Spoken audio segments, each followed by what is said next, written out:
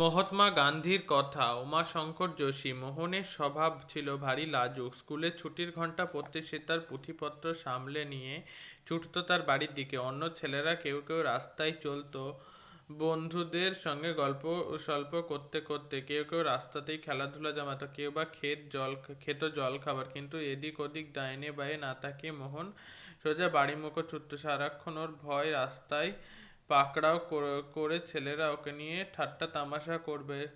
স্কুলে একদিন এলেন ইন্সপেক্টর। নাম ছিল মিস্টার গাইলস। মোহনদের ক্লাসে এসে তিনি ছেলেদের 5টা ইংরেজি কথা লিখতে দিলেন।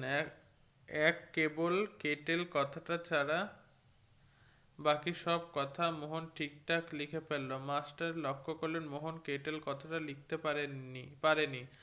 ইন্সপেক্টরের দৃষ্টি এড়িয়ে মোহনকে তিনি ইশারা করে যাতে সে পাশের ছেলে দেখে সেটা টুকে নেয়। মোহন কিন্তু হাত গুটি চুপচাপ বসে রইল। ক্লাসের আর সব ছেলে কথা 5টা নির্ভুল লিখেছে, কেবল মোহন লিখেছে 4টি কথা মাত্র। ইন্সপেক্টর চলে যেতে মাস্টার তো মোহনের প্রতি চোটে অস্থির। বললেন, আমি তো চোখ ঠেরে বলেই ছিলাম পাশের ছেলেটা ছেলেটা দেখে টুকে নিস কথাটা। তোর দেখছি নকল করাও আসে না।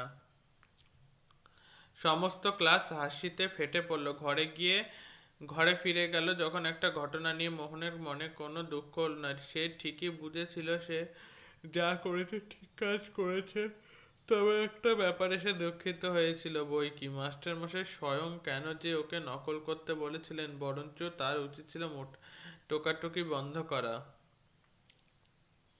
গান্ধীজি যখন দক্ষিণ আফ্রিকায়, সেখানে তিনি ফিনিক্স বলে একটি জায়গায় তার আশ্রম স্থাপন করেছিলেন। আশ্রমের ছেলে মেয়েদের জন্য একটি স্কুলও খোলা হয়েছিল। সেখানে বাপু তার নিজস্ব পদ্ধতির ছোটদের শিক্ষা দিতেন চেয়েছিলেন। অন্য স্কুলের পরীক্ষায় সেভাবে নম্বর দেওয়া হতো, সে তার মনঃপূত ছিল না। আশ্রমের স্কুলে তিনি চাইতেন ছোটদের সত্যকার শিক্ষা দিতে, এমন শিক্ষা যা হতে পারে তার জ্ঞান বুদ্ধি পায়, আচার ব্যবস্থাতে উন্নতি হয়। পরীক্ষার নম্বর দেওয়ার পদ্ধতি তার ছিল সম্পূর্ণ ভিন্ন ধরনের। সকল ছাত্রকে একই রকমের প্রশ্ন করা হতো। ছেলে মেয়েরা ছিল একই শ্রেণীর ছাত্র, কিন্তু প্রায় যে ছাত্র কম নম্বর পেত তার তিনি প্রশংসা করতেন এবং যে ছাত্র বেশি পেত তাকে ধমকাতেন। তার এই নম্বর দেবার ধরনটা ছেলেরা ঠিক বুঝে উঠতে পারত না। ঠিকঠাক উত্তর লিখেও কেন সে কম নম্বর পেল জিজ্ঞাসা করলে গান্ধীজি একদিন একটি ছেলেকে কারণটি বুঝিয়ে দিলেন। বলেন, কে যে বেশি বুদ্ধিমান সে আমি তো দেখতে চাই না, সেই হিসাবে নম্বরটাও আমি দিই না। আমি কেবল এতটুকু দেখতে চাই আগেরবার যে যেখানে ছিল সেখান থেকে সে কতটা এগিয়ে যেতে পারে, কে কতটা শিখে নিতে পেরেছে। অল্প বুদ্ধির ছেলেকে প্রতিযোগিতায় পরাস্ত করে বুদ্ধিমান ছেলে যদি বড়াই করে বেড়ায়, ভাবে যে কেউ তার সঙ্গে পাল্লা দিতে পারবে না, তাহলে তার বুদ্ধি শুকিয়ে যায়। অহংকার বশে সে তখন ভাবে পড়াশোনা দিয়ে তার আর খাটাখাটনির দরকার নেই। কাজে যে লেগে থাকে, পুরো মেহনত যে করে, একমাত্র সেই ছেলেই এগিয়ে যেতে পারে। তাকে আমি বেশি করে নম্বর দিই। বেশি যারা নম্বর পেত সেই সব ছেলেদের উপর তিনি তীক্ষ্ণ নজর রাখতেন, তারা বেশি বেশি শিখছে কিনা সেদিকে তার বারবার খেয়াল থাকতো। বেশি নম্বর পাওয়ার ফলে যদি তার দেমাগ বাড়ে তাতে কি মঙ্গল হয়? এই কথাটুকু তিনি ছেলেদের মনে গেঁথে দিতেন যে ছেলের বুদ্ধি একটু কম, সে যদি খেটে খুঁটে পরের পরীক্ষায় নম্বর বেশি পেত, বাবু তাকে বলতেন, সাবাস বাহাদুর ছেলে। ছোট ছেলে মেয়ে অনেকেই আসতো বাপুর কাছে। বাপুর বেশভূষা দেখে একদিন একটি ছোট ছেলের ভারী দুঃখ হলো। এমন মস্ত মানুষ বাপু, অথচ তার গায়ে একটা জামা পর্যন্ত নেই। চুপ থাকতে না পেরে সে জিজ্ঞেস করেই বসলো, আপনি জামা পরেন না কেন বাপুজি? ছেলেটিকে আদর করে বাপু বললেন, আমার কাছে পয়সা কোথায় রে বেটা যে আমি জামা পরবো? বেজায় গরিব আমি, জামা কিনি এমন পয়সা নেই। ছেলেটির মন গোলে জল। সে বলে উঠল, আমার মা সেলাই করতে জানেন, দেখুন না আমার জামা কাপড় সবই তো মায়ের হাতে তৈরি। মাকে বলে আমি আপনার জন্য জামা সেলাই করিয়ে দেবো, কিন্তু আপনি পরবেন তো? বাপু জিজ্ঞেস করলো। কটা জামা সেলাই করে দেবেন তোর মা? ছেলেটি বলল, 1 2 3। কটা চাই আপনার? যে কটা চান মা সেলাই করে দেবেন। বাপু খানিকক্ষণ চিন্তার পরে বলল, কিন্তু বেটা, আমি তো একা মানুষ নই, একা একা কি করে জামা পরি? ছেলেটি বলল, আচ্ছা তাহলে বলুন কটা জামা পেলে আপনার চলে, আমি ততগুলো মায়ের কাছ থেকে সেলাই করিয়ে আনবো। বলুন না বাপু, কতগুলো চাই আপনার?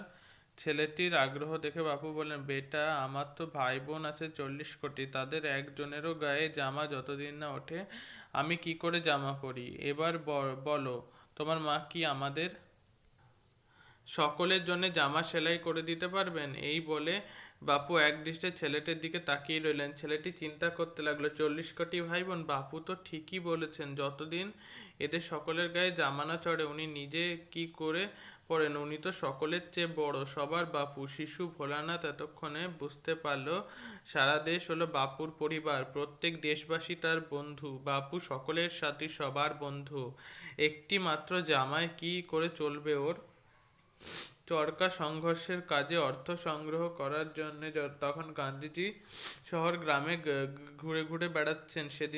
যেদিনকার ঘটনা, সেদিন তিনি সফর করছেন ওড়িশায়। এক সভায় বসে গান্ধীজি বক্তৃতা দিচ্ছিলেন। বক্তৃতা শেষ হবার পর নিতান্ত গরিব এক থুরথুরে বুড়ি শ্রোতাদের ভিতর থেকে উঠে এগিয়ে গেলেন মঞ্চের দিকে। বুড়ির চুল তো নেই, যেন সনের নুড়ো, কোমর বেঁকে গেছে ধনুকের মতো, পরনে ছেঁড়া ফাটা কানি।